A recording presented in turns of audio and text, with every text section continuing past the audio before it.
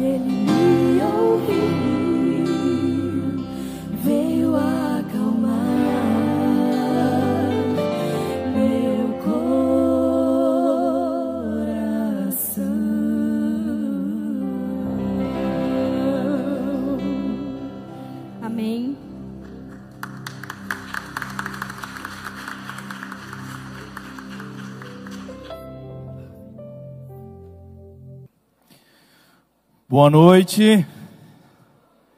A galera cantando o coral do Brooklyn aí ganhou meu coração, né? Bom Deus e bom Pai, agora vamos abrir a Tua Palavra. Pedimos, Senhor, que nos dê mais uma vez a compreensão do texto bíblico e daquilo que é importante para a nossa vida.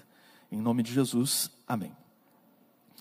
Gênesis capítulo 9, verso 18. Enquanto você vai abrindo a Bíblia, vamos fazer uma recapitulação bem rápida aqui com vocês, tá?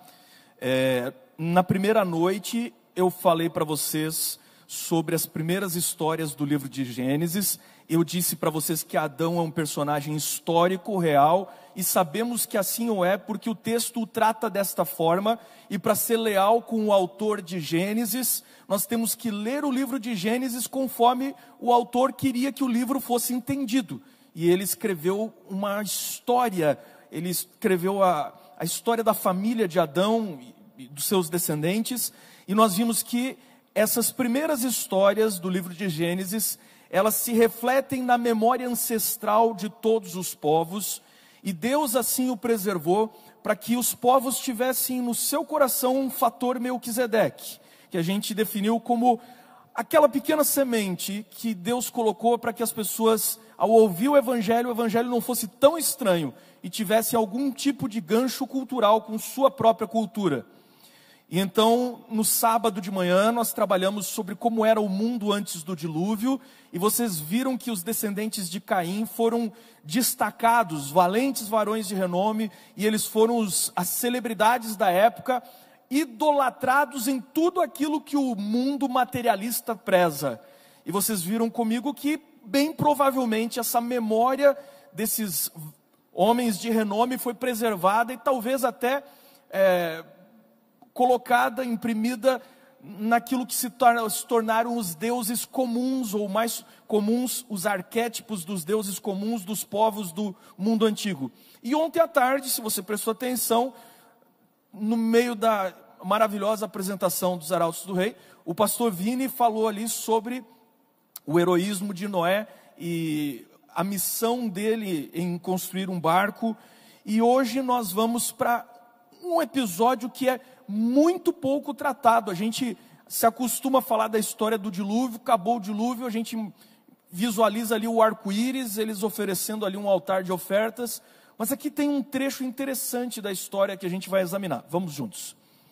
Os filhos de Noé que saíram da arca foram Sem, Cã e Jafé. Cã é o pai de Canaã. Esses foram os 3 filhos de Noé. A partir deles toda a terra foi povoada. Noé, que era agricultor, guarde esse detalhe aqui que ele é bem importante. Noé, que era agricultor, foi o primeiro a plantar uma vinha. Bebeu do vinho, embriagou-se e ficou nu dentro da sua tenda.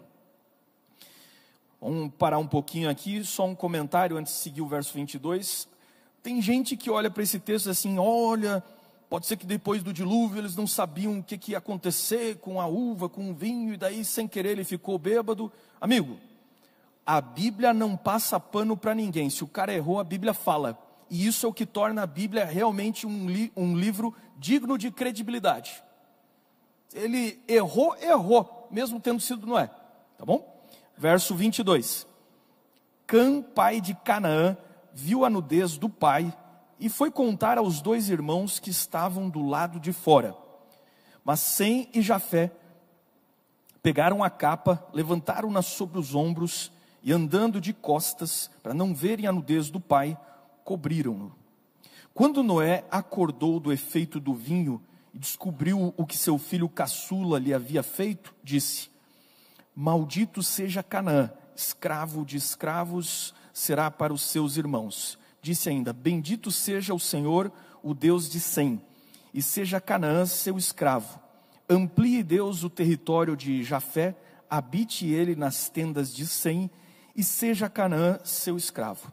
Depois do dilúvio, Noé viveu 350 anos, viveu ao todo 950 anos e morreu. Lamentavelmente, ao longo da história humana e da história do cristianismo, esse texto aqui, inclusive, foi muito mal usado para justificar a escravidão, muito mal usado. E a própria exposição que nós vamos fazer do texto agora descarta qualquer tipo de racismo e qualquer tipo de viés de escravidão que pudesse ser tirado disso aqui, né? Os homens, quando são gananciosos e egoístas, eles usam até o nome de Deus para fazer aquilo que é de mais absurdo na história humana. Então, lamentavelmente, né? Mas vamos expor o texto e vamos entender realmente o que aconteceu. Bom, eu gosto de uma frase do Gilbert Chesterton, que é um camarada... Será que eu liguei isso aqui? Deixa eu ver. Aqui, fui demais, desculpa. É um camarada que viveu no início do século passado na Inglaterra. Ele era um camarada extremamente conservador, era um católico conservador, e ele escreveu num livro que eu tenho, recomendo você ler, muito bom livro, O Homem Eterno. Ele escreveu o seguinte: a aurora da história revela uma humanidade já civilizada. talvez revele uma civilização já velha. Entre outras coisas mais importantes, revela a insensatez da maioria das generalizações acerca do período prévio e desconhecido, quando a humanidade era realmente jovem. As duas primeiras sociedades sobre as quais temos alguns registros detalhados, confiáveis, são Babilônia e Egito. Chesterton diz assim: essa conversa de um homem barbudo que mora nas cavernas. Olha, gente nas cavernas tem, dependendo das circunstâncias, em vários lugares do mundo. E Chesterton vai defender de que, quando você examina realmente a história humana, o que você descobre é que a civilização, a humanidade parece que começa assim, pronta. E as duas primeiras civilizações que nós temos, Babilônia e Egito, elas dão um testemunho de que as coisas já chegaram prontas. Eu estou com um problema no passador, se vocês puderem me ajudar aqui, eu corrigir, não estou conseguindo passar aqui. Pronto. O Egito, uma das mais antigas que a gente sempre teve as pirâmides ali para testemunhar. E na mesma época que estavam construindo as pirâmides, as grandes pirâmides, que elas já são, na verdade, o aperfeiçoamento de algo que vinha sendo experimentado no Egito e que tinha saído lá da Mesopotâmia, porque já havia pirâmides na Mesopotâmia. Na mesma época que as pirâmides estão sendo feitas no Egito, lá na Inglaterra, pessoas vivendo ainda na Idade da Pedra estão construindo Stonehenge, ou pelo menos terminando a última fase de Stonehenge. Isso aí teve fases diferentes, levou muito tempo, gerações diferentes, e eles estavam terminando essa última fase, que é a mais clássica que a gente conhece. Então, como é que isso tudo se encaixa aqui nessa história? E aí aconteceu o seguinte: alguns anos atrás, lá na Turquia, um agricultor estava lavrando o solo, o cara bateu o arado em alguma coisa muito dura, foram desenterrar, e o que saiu da escavação foi esse lugar aí. E tem um nomezinho que é um trava-língua, né? Não sei nem se eu pronuncio certo, porque é um nome turco, Göbekli Tepe. E esse lugar, que parece um pouco com Stonehenge, era visivelmente um templo. Agora eu vou explicar isso aqui da forma convencional, na maneira que os historiadores não criacionistas entendem isso, né? E eles ficaram espantados, por quê? Porque para eles, até uns 10 mil anos atrás, aí, o homem tinha que estar só vivendo nas cavernas. E não tinha religião organizada. Então como é que eles diziam que tinha surgido a religião? A religião surgiu quando o homem começou a fazer agricultura e precisava de deuses para abençoar as lavouras, então aí começa a religião organizada. O problema é o seguinte: esse lugar aqui não tem nenhum indício de agricultura. A gente tem certeza absoluta, pelos ossos achados, que eles eram caçadores. Então esses caras ainda eram caçadores. Primeira coisa, derrubou a tese de que a religião foi inventada pela agricultura. A segunda coisa, se você parar para pensar na grandiosidade, na complexidade, inclusive isso aí tem alinhamento astronômico, o desenho do escorpião ali, provavelmente a constelação de escorpião. E eles disseram assim: como é que eles construíram? Porque são pedras gigantescas. E precisa muita gente para construir, para escavar, para cortar as pedras. Lembre-se, para cortar não tem ferramenta de metal, é cortar pedra com pedra, entalhar. E você precisaria ter uma população muito grande. Só que para ter uma população tão grande para construir esse lugar, você teria que ter agricultura para sustentar essas pessoas. A caça não seria abundante o bastante para alimentar o número de construtores necessário. Então isso aqui é um negócio que não tem muita explicação e faz uma bagunça na cabeça do historiador da pré-história. Onde é que fica esse lugar? Na Turquia. E onde é que fica o Monte Ararat? Fica na divisa da Turquia com a Armênia. Guarda essa informação, isso vai ficando bem interessante. Muito bem. Guarda aí, daqui a pouco a gente volta nessa história. Muito bem, você leu o texto de Gênesis 9 comigo. Agora imagina comigo como é que teria sido. Imagina que você é um filho de Noé.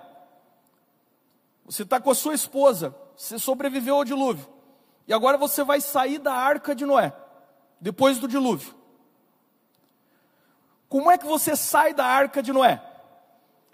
criou-se na nossa mente uma imagem feita por artistas mais ou menos assim, ó. Deixa eu mostrar para vocês. Mais ou menos assim, ó. Tá lá o seu Noé conversando com a dona Noela, sei lá como é que é o nome da esposa de Noé, né? Mas acabamos de inventar um nome para a esposa de Noé. Tá lá ele conversando bem feliz, o arco-íris, né? Tá ali o sem canja-fé, batendo um papo com suas esposas, os bichos tudo saindo ali, uns tucanos gritando no meio das onças, já tem um urso polar e tal, né? E os bichos saindo. Bom, eu não quero tirar aqui, desfazer a tua ilusão, mas, gente, isso aqui é uma pintura, me desculpem, não quero desiludir nenhuma criança aqui. Isso aqui nunca poderia ter acontecido dessa maneira. Por quê? Porque o texto bíblico diz que não foi assim. Se tu ler toda a história do dilúvio, tu vai ver o seguinte: a primeira coisa que acontece quando eles estão saindo da arca, eles olham os animais, dá a entender até que os animais tipo estavam guardados, não sei se hibernando, dormindo, sei lá o quê. Eles olham os animais e assim, agora estamos perdidos, nós vamos sair nesse mundão aí, esses bichos vão devorar a gente. E Deus assim, não, calma, eu vou botar medo neles, para eles não pegar vocês. Fiquem tranquilos, eu vou cuidar de vocês. Então, em segundo lugar, agora a minha chatice, né? Gente, nunca um urso polar entrou na arca de Noé. Pronto, falei, tô leve. Por quê? Porque entrou um tipo de urso. E aí, depois é que os ursos foram se espalhando pela terra, e um tipo de urso ficou isolado no Polo Norte lá, e aí desenvolveu a característica de urso polar, e ali ele se tornou um urso polar. Pronto, falei, tô leve. Entendeu? Então, se eu destruir os sonhos de alguém aí, perdão, não quero escandalizar ninguém, mas pronto. Ok? Então, não foi isso aí. Como é que eu acho, agora estou no achismo aqui, mas como é que eu acho que uma pessoa normal reagiria saindo da arca de Noé? Eu acho que seria tipo assim, ó. Essa aqui é uma foto de dias depois do tsunami no Japão. E eu lembro quando saiu essa foto, porque ela me deixou muito comovido. E eu olhei para essa menina e fiquei muito comovido, me deu vontade de chorar. Porque a foto é extremamente dramática. A menina tirou o par de botas, parece que ela foi olhar os destroços do que sobrou da terra arrasada pela inundação. E ela se cansou e tirou as botas e sentou no chão, se abraçou. Essa é perceptivelmente a posição de uma pessoa que está se sentindo fragilizada. Ela encosta as pernas no corpo para defender o próprio corpo. E é a sensação de você olhar e dizer assim, cara, eu não sei nem se vai dar para reconstruir isso aqui. Isso daqui é a sensação de uma menina que olha e diz assim, ó, debaixo dessas coisas, quando a gente começar a limpar, vai sair meus amigos e meus parentes. Então tu acha que os caras saíram da arca de Noé e disseram assim, ah, que bonito o mundo, agora um arco-íris. Não, cara. Quem eram aquelas esposas dos filhos de Noé? Onde estavam os pais delas? Onde estavam os irmãos delas? Você começou a entender a história? Então, se você sai do dilúvio, você tem que começar a tentar explicar a história. E aí, existem algumas maneiras de você contar a história. Uma maneira é você contar a história como o texto de Gênesis, que é uma história, certo? É uma narrativa.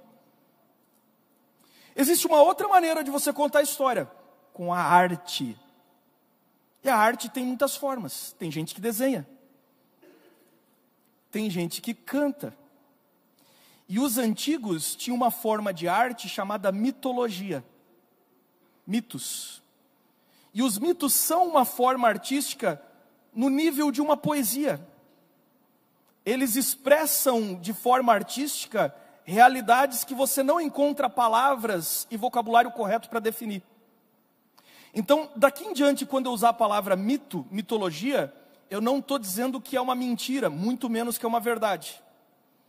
Mito, do ponto de vista acadêmico, é uma forma artística dos antigos expressarem aquilo que queriam contar para as pessoas. E tem um mito muito interessante na Babilônia. Ele conta a história de Marduk, o deus do raio e do trovão, que é nomeado pelos seres celestiais para ser o campeão deles e lutar contra o caos. E o que é o caos? O caos é tipo o oceano de água salgada, ok? Oceano, água salgada. Eles faziam a diferença entre a água doce dos rios. E o caos é prefigurado por uma serpente marinha ou um dragão. O nome do dragão é Tiamat. Você já lembrou de alguma coisa, tá? E aí ele vence o dragão Tiamat e esmaga com o bicho. E quando ele esmaga o bicho, das tripas e do corpo esmagado do bicho, começa a sair uma terra das águas. Tipo dos ossos, sei lá o que, sai umas montanhas, entendeu? Isso aqui não é uma realidade, isso aqui é uma arte descrevendo de forma poética. Dos 2 olhos do dragão saem 2 rios, Tigre e Eufrates. Sabe o que eu tenho a sensação, do ponto de vista artístico? Que essa aqui é a forma de pessoas que se revoltaram com o que aconteceu, de olhar e dizer assim: a terra foi destroçada.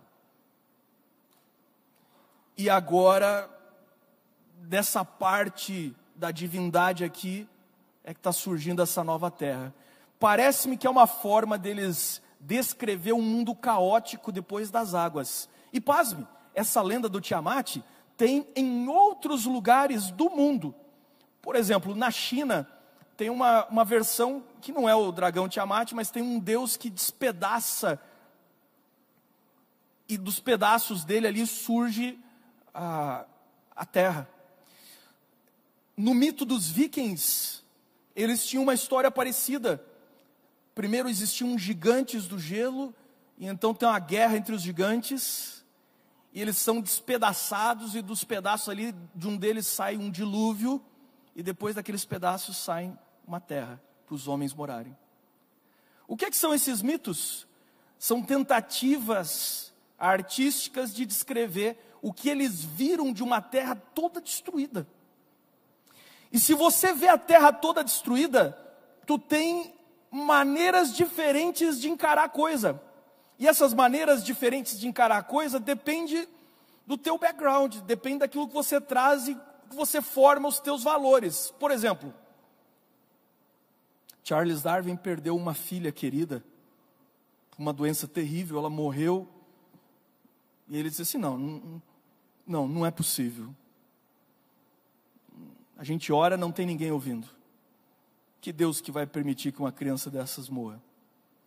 Essa é uma perspectiva. A mulher dele, a esposa dele, teve outra perspectiva. Ela se apegou mais ainda com Deus.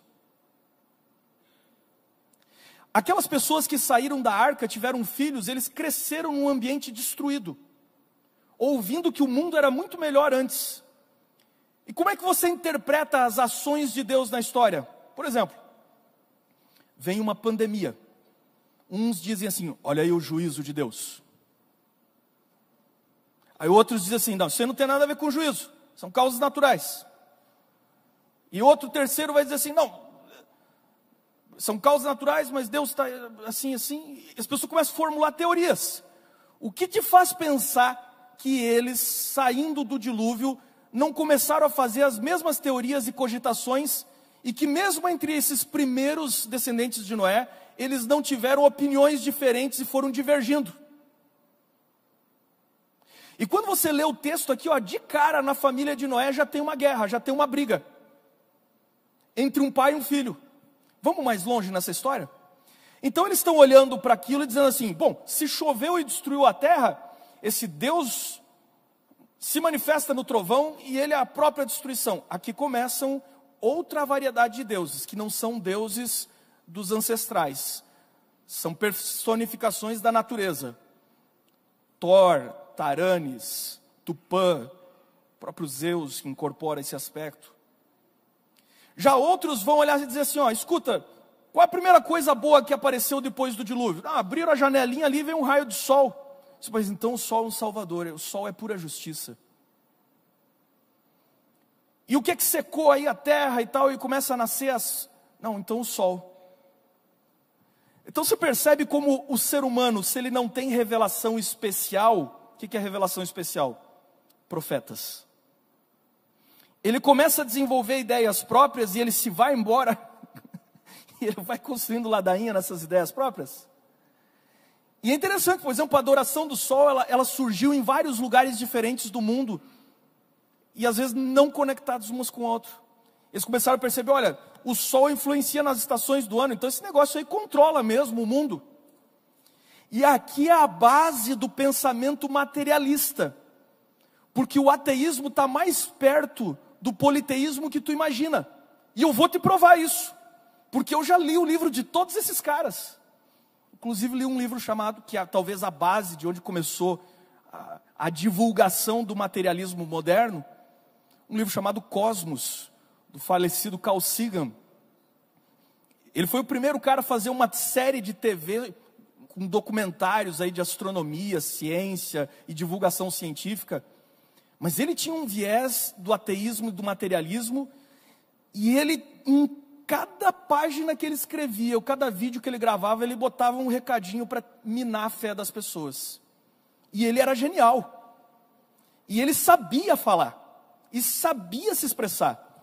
Olha só o que ele escreveu dentro do livro dele, sobre os adoradores do sol. Ele diz assim, o sol, ele é astrônomo, né? Ou era astrônomo. O sol nos aquece, nos alimenta, nos permite ver, ele fecunda a terra, seu poder transcende a experiência humana, os pássaros saúdam o nascer do sol com êxtase audível, mesmo os organismos unicelulares sabem nadar em direção à luz, nossos ancestrais o idolatravam e não eram tolos, embora o sol seja uma estrela comum até medíocre, se tivéssemos que adorar um poder acima de nós, isso está num livro de divulgação científica, se tivéssemos que adorar um poder acima de nós, não faria sentido reverenciar o sol e as estrelas?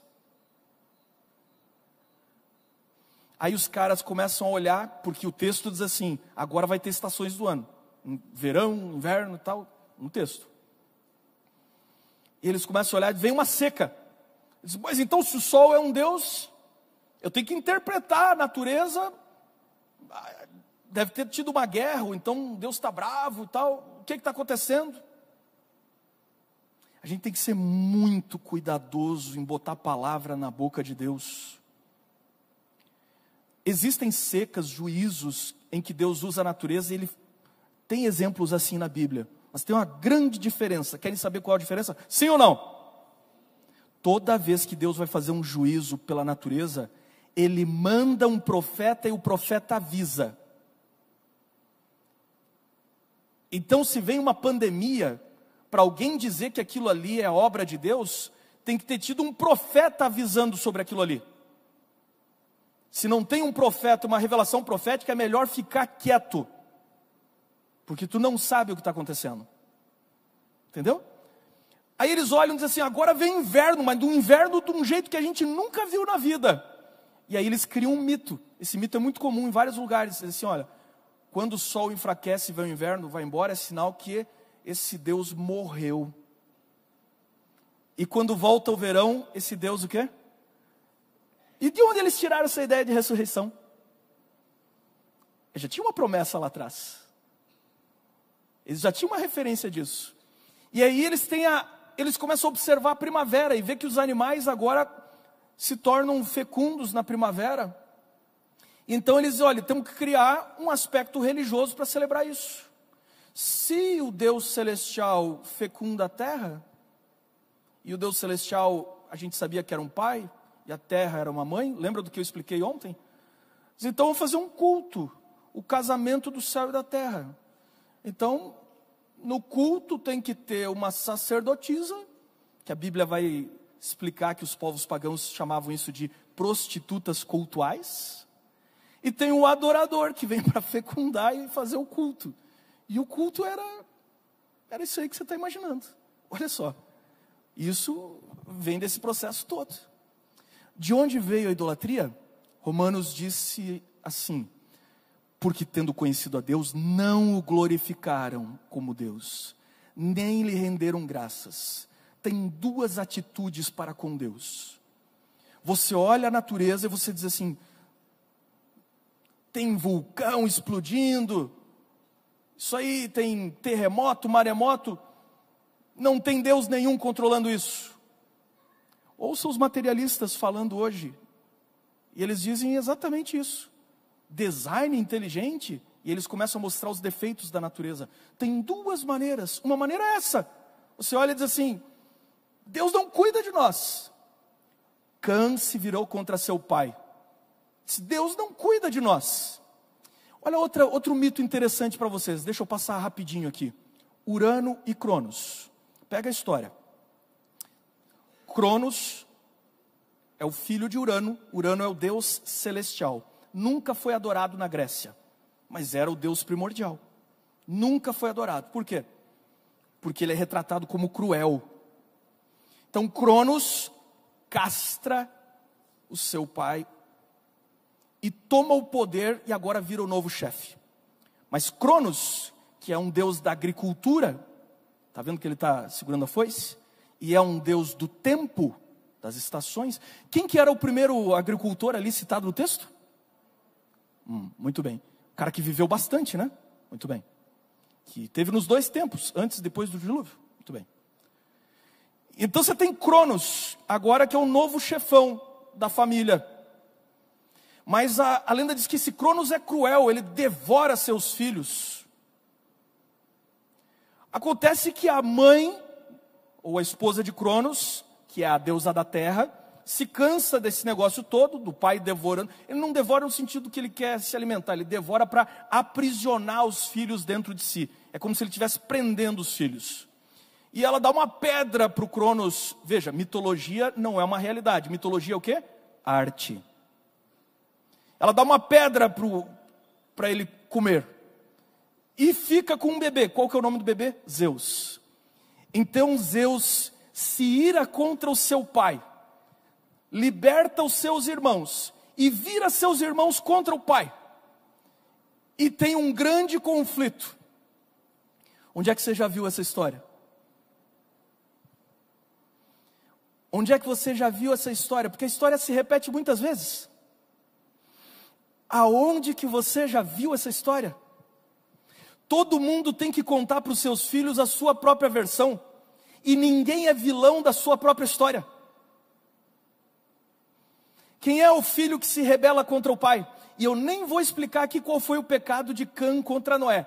Isso eu vou deixar para vocês debater na sala de teologia. Porque eu sei que toda semana de oração dá assunto para as aulas, né? Eu conheço 4 explicações para isso aí. Não vou falar. Debatam lá e depois trago aqui para o pessoal. Não vou falar. E aí eles descem ali no Monte Ararat. Onde é que fica o Monte Ararat? Turquia. Você sabia que ali naquela região de Turquia, que tem as sementes de uva mais antigas encontradas, é ali que a uva foi domesticada? Isso a arqueologia prova. Você sabia que é na Turquia que foi domesticado o trigo e dali foi levado para a Mesopotâmia? Você sabia que os primeiros animais domésticos, a gente acha os ossos, foram domesticados ali naquela região, ali ao redor da Turquia, naquela região? E é ali naquela região que nasce 2 rios famosos e descem para a Mesopotâmia. E esse pessoal, vendo que o frio estava pegando, começa a descer para lá então. Mas antes eles viveram por ali. O que será que esses caras construíram ali? E por que eles construíram aquilo? Você viu que eles fizeram ídolos dos seus ancestrais. Muito bem. E foi exatamente nessa região de Göbekli Tepe, está ali o pontinho vermelho onde fica. Olha só como ela fica mais ou menos no meio dos 2 rios. Ali pertinho a gente acha uma das primeiras vilas da história da humanidade, uma das primeiras cidadezinhas da história humana, na Vale Sori. E nesse lugar, você tem o mesmo tipo de estrutura de monolitos, essas pedras gigantes. E para que eles usavam isso? Aqui a gente não tem nenhuma dúvida de que isso aqui era um templo. E por que o templo tinha que ter aquelas pedras ali? Então vamos ver na Bíblia o que as pedras simbolizavam. Olha um texto aqui, ó, Gênesis 31, 51. Disse ainda Labão a Jacó: aqui estão este monte de pedras e esta coluna que coloquei entre mim e você. Então, quando você queria marcar uma fronteira, uma divisa, você colocava uma coluna. E essa aqui é um exemplo de coluna de fronteira da Babilônia, que tem as constelações. É dali que a gente sabe o desenho das constelações. Eles invocavam os deuses e olha, os deuses são testemunhas, daqui para cá é meu terreno, daqui para lá é teu. Aqui é minha terra, aí é a terra de vocês. Segundo uso dessas colunas, Gênesis 31, 13. Sou o Deus de Betel, onde você ungiu uma coluna e me fez um voto. Lembra que Jacó viu a escada? Depois ele pega, bota uma pedra, faz uma coluna, unge e diz, olha, Deus esteve aqui. Então no mundo antigo as colunas marcavam lugares sagrados. E terceiro uso das colunas, esse é o mais importante, o próprio Jacó fez isso, olha só. Sobre a sepultura de Jacó, sobre a sua sepultura, Jacó levantou uma coluna. E até o dia de hoje, aquela coluna marca o túmulo de Raquel. Até hoje, quando a gente sepulta alguém, não é só jogar terra em cima, a gente coloca alguma coisa para dizer assim, aqui está essa pessoa. Pessoa que eu amava. Em algumas dessas sepulturas, você vai ver uma foto da pessoa. Que é o que a gente faz hoje. Eles não tinham fotos. Então o que eles começaram a fazer com o tempo? As colunas eram basicamente aquelas pessoas que tinham morrido. E muito provavelmente, todos esses santuários de pedra antigo eram marcos onde enterraram pessoas e se tornaram lugares sagrados. Porque eles começaram a cultuar essas pessoas. Eles adoraram essas pessoas. Essa aqui é a Göbekli Tepe, que eu mostrei no início para vocês. E se você perceber, deixa eu ver se eu consigo aqui, ó.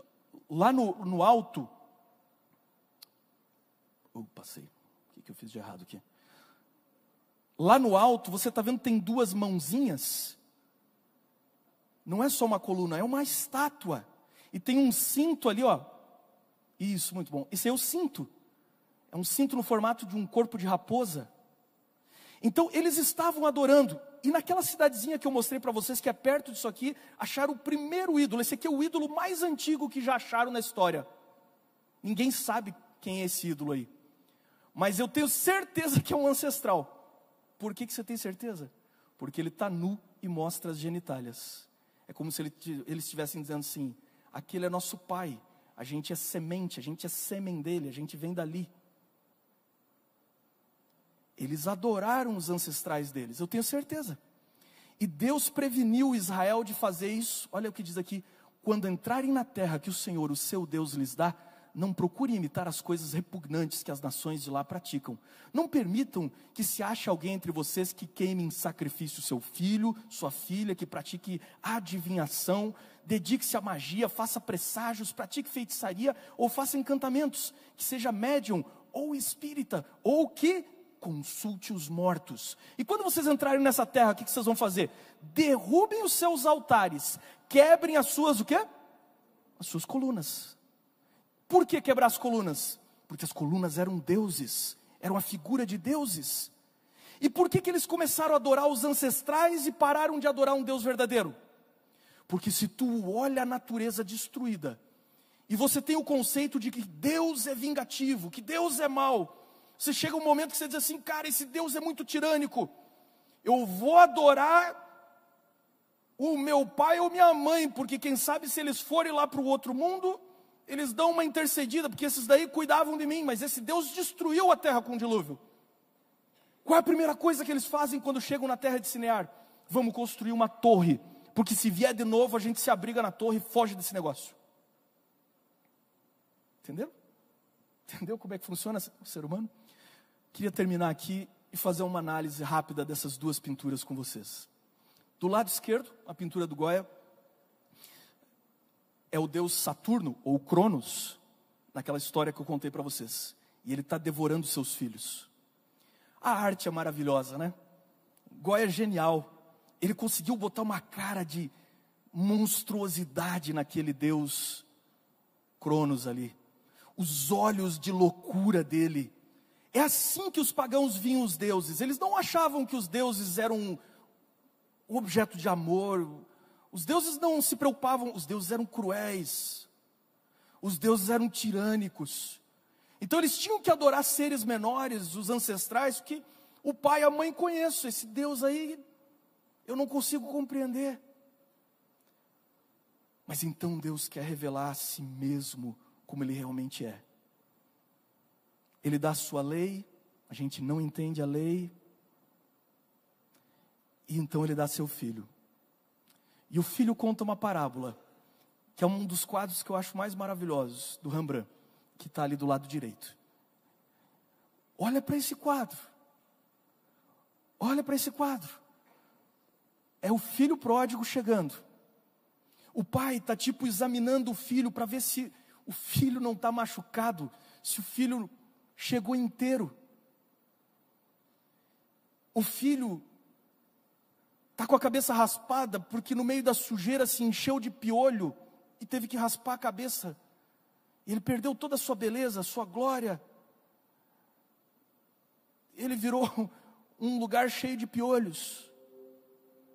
O filho está com uma roupa que talvez fosse a roupa que ele saiu de casa, mas a roupa está toda podre, toda suja. Rembrandt fez questão de mostrar os pés.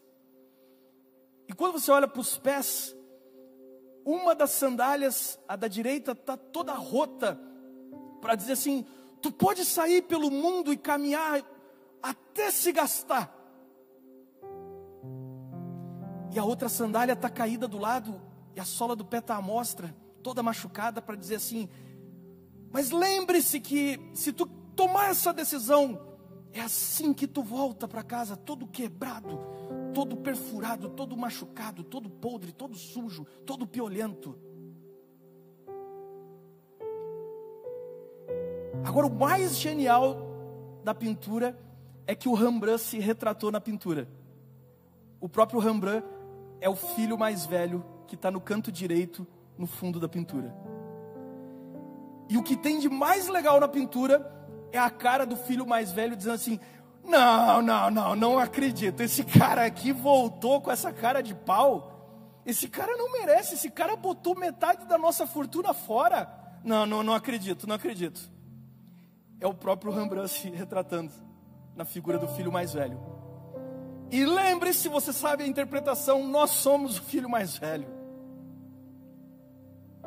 Tem duas maneiras de você entender Deus.